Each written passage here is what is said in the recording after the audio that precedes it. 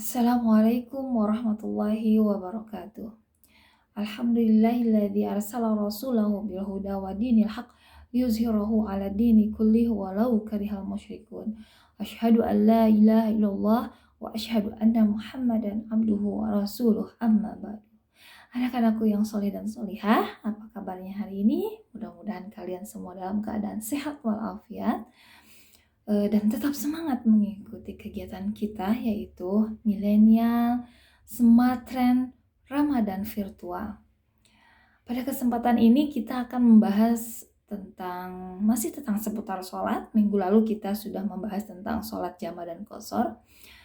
Ini sebetulnya masih berkaitan karena yang kita bahas adalah sholat di kendaraan. Tentunya berkaitan, kenapa? Karena ketika kita melaksanakan sholat di kendaraan ini berarti posisi kita berada dalam perjalanan.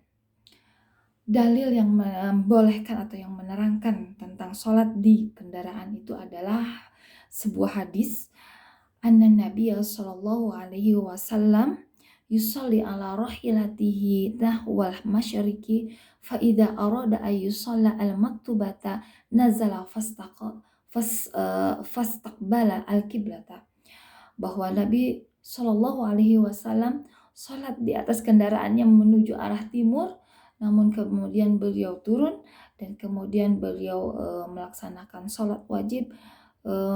Beliau turun dan menghadap kiblat. Hadis riwayat Bukhari. Ada juga yang menerangkan para sahabat melaksanakan sholat di atas kapal, di mana ini diambil dari sebuah riwayat bahwa Rasulullah Shallallahu Alaihi Wasallam ketika itu mengutus Ja'far bin Abi Thalib ke Habasyah dan memerintahkannya untuk sholat di atas kapal laut sambil berdiri jika tidak takut tenggelam. Ini juga merupakan sebuah hadis yang diriwayatkan oleh Haisami dan Abazar. Jika kita melihat kepada hadis yang pertama, maka kita menyimpulkan bahwa Rasulullah melaksanakan sholat di atas kendaraan itu adalah sholat sunnah. Namun ketika beliau melaksanakan sholat wajib, maka kemudian beliau turun, kemudian beliau menghadap kiblat dan melaksanakan sholat wajib dengan sempurna, yaitu melaksanakan sholat dengan ruku, sujud, duduk dengan sempurna, tidak hanya membungkuk-bungkukkan badan. Anak-anakku yang ibu cintai, anak-anak yang soleh dan soleha, kenapa ibu mengambil tema ini, yaitu sholat di atas kendaraan? Karena menurut ibu, selain kita tahu tentang sholat jamak dan qashar, kita juga harus tahu sholat di atas kendaraan dengan tadi dasar hukumnya, dan kemudian melihat kondisi jalanan kita, kemudian kepentingan kita yang sering tentunya kalian akan diposisikan pada situasi di mana kalian sedang dalam perjalanan dengan kondisi keadaan jalan yang tidak bisa diprediksi. Misalnya juga jarak yang sebetulnya bisa ditempuh dalam waktu 1 jam 2 jam, tiba-tiba bisa kita tempuh dengan waktu 6 jam karena dalam keadaan macet dengan kondisi tertentu. Misalnya apakah kemacetan itu pada waktu sekarang misalnya mudik atau misalnya ada kecelakaan, itu mungkin saja terjadi, dan itu sering terjadi pada saat ini. Maka untuk itu kita akan bahas bagaimana kita nanti melaksanakan sholat di kendaraan. Kendaraan itu sendiri sebetulnya ada dua, ada kendaraan pribadi dan ada kendaraan umum. Kendaraan pribadi yang biasa dipunya itu adalah motor dan mobil. Yang memungkinkan sholat di atas kendaraan yaitu kendaraan mobil. Kalau motor misalnya bisa minggir dulu, kemudian kita mencari tempat yang agak luas, bisa melaksanakan sholat di perjalanan ya dengan turun dari kendaraan. Tetapi ketika kita melakukan perjalanan menggunakan mobil pribadi misalnya, dan kemudian jalanan macet, itu kita tidak mendapatkan pom bensin atau masjid, dan kita tidak bisa turun karena misalnya macetnya itu tidak bisa bergerak sama sekali. Kita juga tidak bisa turun dan tidak memungkinkan kita sholat untuk turun di pinggir jalan, karena jalanan ketika di perkotaan itu jalanannya biasa sempit, dan jalanan yang di pinggir itu biasanya digunakan untuk pengendara motor. Maka apa yang harus kita lakukan? Tentu yang harus kita lakukan adalah sholat di dalam kendaraan itu sendiri. Nah, kemudian ada juga kendaraan umum. Kendaraan umum. Kendaraan umum itu bisa berupa mobil. Mobil juga bisa bermacam-macam ya. Bisa berupa mobil seperti mobil pribadi, misalnya Grab dan sebagainya, atau juga misalnya mobil umum berupa elop, atau juga bis, atau juga kendaraan yang berupa kendaraan yang lebih besar lagi, misalnya pesawat atau kapal laut atau juga kereta api. Dan hal ini juga memungkinkan kita melaksanakan ibadah sholat itu di dalam kendaraan. Jika menggunakan pesawat, kereta api atau kapal laut, itu memungkinkan kita melaksanakan sholat di atas kendaraan yaitu dengan sempurna, yaitu menghadap kiblat. Sebelumnya melakukan mensucikan dulu badan, dengan mensucikan dulu ya dengan cara berwudu, kemudian kita melaksanakan sholat dengan menghadap kiblat. Nah, itu lebih memungkinkan kalau kita melakukan perjalanan menggunakan kereta api atau pesawat atau juga kapal laut. Namun juga ada kendaraan yang tidak memungkinkan kita melaksanakan sholat itu dengan sempurna, yaitu misalnya menghadap kiblat dan mensucikan diri terlebih dahulu. Itu misalnya ketika kita melaksanakan perjalanan di atas bus antar kota, yang memungkinkan terkadang bus ini juga biasanya dia istirahat ataupun tidak istirahat. Jadi bisa memungkinkan kita melaksanakan di atas kendaraan ataupun tidak memungkinkan kita melaksanakan di atas kendaraan. Baik, kita langsung ke contoh prakteknya, misalnya ya. Dalam kondisi kita misalnya mau berangkat bepergian.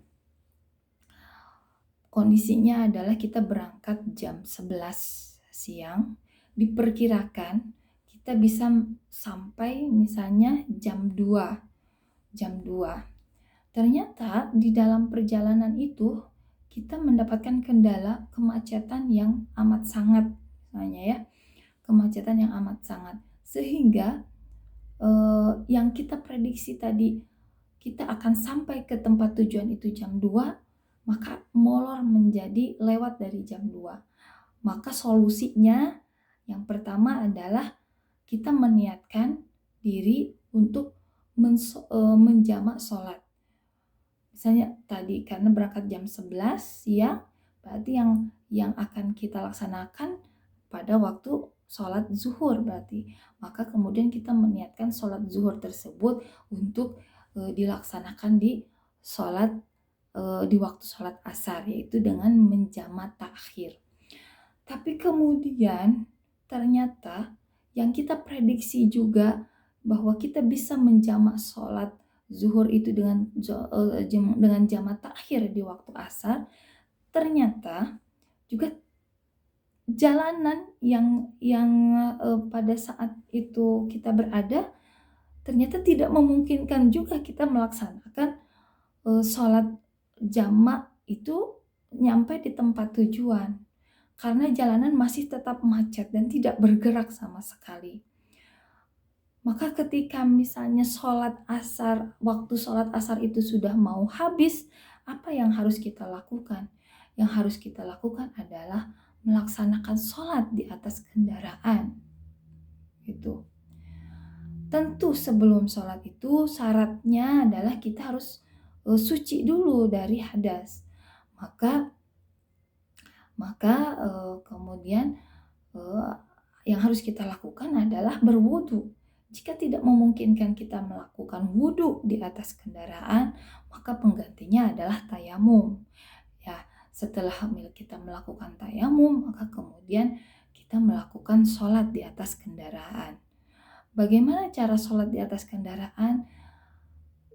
Ketika kendaraan yang kita tunggangi itu ternyata menuju ke arah timur, maka tentu kita mengikuti arah kendaraan itu, berarti menghadap ke arah timur dengan diniatkan tentunya tetap mustaqbilah kiblati, ya, dengan diniatkan kita menghadap kiblat, walaupun secara arah kita tidak menghadap kiblat. Namun juga ulama Syafi'iyah mengisyaratkan bahwa ketika di dalam kendaraan tersebut juga kita tidak mendapati debu untuk tayamum. Jadi ketika kita tidak memungkinkan untuk wudhu, maka kita bertayamum. Namun juga tidak memungkinkan untuk bertayamum. Tidak memungkinkan untuk bertayamum karena tidak mendapatkan debu itu di dalam mobil tersebut, maka kita melaksanakan sholat itu dengan tidak tidak memenuhi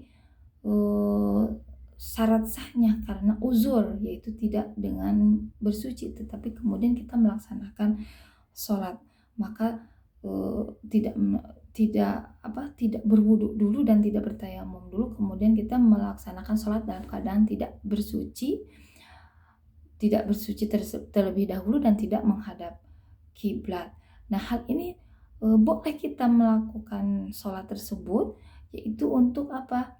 Untuk melakukannya supaya kita tidak berdosa meninggalkan sholat, karena tidak diperbolehkan kita meninggalkan sholat dalam keadaan apapun. Namun catatannya ketika kita sampai di suatu tujuan, maka kita harus mengulang sholat tersebut di tempat tujuan, gitu ya. Itu pendapat dari ulama Imam Syafi'iyah. Namun juga ada yang menganggap bahwa di sekitar kita itu terdapat banyak debu, maka ketika kita berada dalam kendaraan, kita bisa melakukan tayamum di dalam mobil, baik itu kita menempelkan baik itu debu yang menempel di kaca, atau misalnya di dashboard, atau misalnya di kursi. Jadi beberapa ulama membolehkan atau berpendapat bahwa boleh bertayamum itu menggunakan debu yang ada di sekitar, gitu ya, yang ada di sekitar. Kalau misalnya di kendaraan, di kaca, atau di jok mobil, gitu. Wallahu a'lam. Silahkan kalian mencari lagi, gitu ya.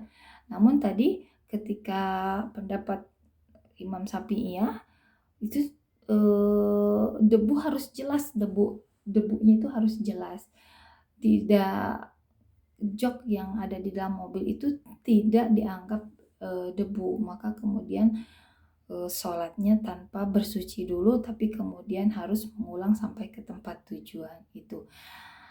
Catatannya adalah ketika kita mau bepergian, ingat, usahakan kita dalam kondisi suci atau memiliki wudhu. Maka ketika terjadi apapun itu di perjalanan, maka kita bisa langsung melaksanakan sholat fardu. Jadi ketika kita memiliki wudhu, maka kita bisa langsung melaksanakan sholat fardu itu di kendaraan. Jadi alangkah baiknya apabila kita memelihara wudhu setiap waktu ketika kita mau kemanapun. Ketika kita batal, maka kemudian kita berwudhu. Ketika kita mau bepergian, berwudhulah dulu. Jadi ketika kita berada dalam kendaraan, kemudian kita menjaga wudhu kita, dan terjadilah kondisi seperti tadi, misalnya yang di luar prediksi, terjadi kemacetan dan sebagainya, sehingga kita susah untuk turun dari mobil atau kendaraan untuk melaksanakan sholat, maka kita bisa langsung melaksanakan sholat fardu. Itulah anak-anak yang kita bahas pada kesempatan ini. Kurang lebihnya kita lanjutkan di dalam diskusi dengan silahkan kalian bertanya. Insya Allah nanti akan dipandu oleh masing-masing guru di kelas masing-masing.